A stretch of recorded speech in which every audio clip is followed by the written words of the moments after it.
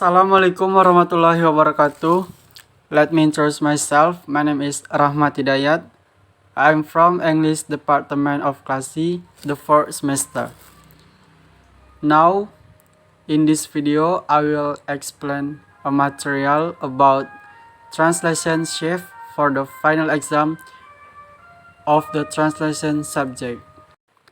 Menurut Cat 4 menyatakan bahwa pergeseran atau shift as the departure from formal correspondency in the process of going from the source language to the target language.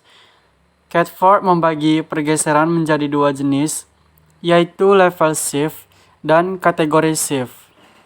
Yang pertama, level shift are if a source language item at one linguistic level has a target language translation equivalent at a different level. Dalam pergeseran ini, Cat 4 menyatakan bahwa sebuah bahasa sumber yang berada pada tingkat linguistik tertentu memiliki bahasa terjemahan dengan sistem bahasa yang sepadan dalam tingkat linguistik yang berbeda. Umumnya, pergeseran ini terjadi di sekitar perihal kosakata, leksikal, dan tata bahasa gramatikal. Contohnya, grammar to leksis, she is eating, diterjemahkan menjadi dia sedang makan. Dan yang kedua, kategori shifts are departures from formal correspondency in translation that involve instructor shifts, class shifts, unit shifts, or rank change. Intersystem shift. Pada pergeseran jenis ini, kebebasan dalam menerjemahkan sangat diutamakan, karena dalam menerjemahkan banyak mengikuti aturan penulisan bahasa sasaran dengan sehingga hasil penerjemahan tidak terlihat seperti bahasa terjemahan. Pergeseran kategori ini terbagi atas beberapa kelompok, yaitu yang A, structure shifts atau pergeseran struktur.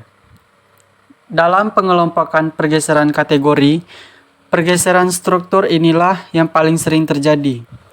Secara gramatika, pergeseran struktur dapat muncul pada berbagai tataran atau kata, frase, klausa, atau kalimat. Namun masih dalam tingkatan yang sama. Sebagai contoh, sebuah kalimat dalam bahasa sumber diterjemahkan masih dalam tingkatan kalimat juga. Walaupun secara gramatika, kalimat dalam bahasa sasaran berbeda.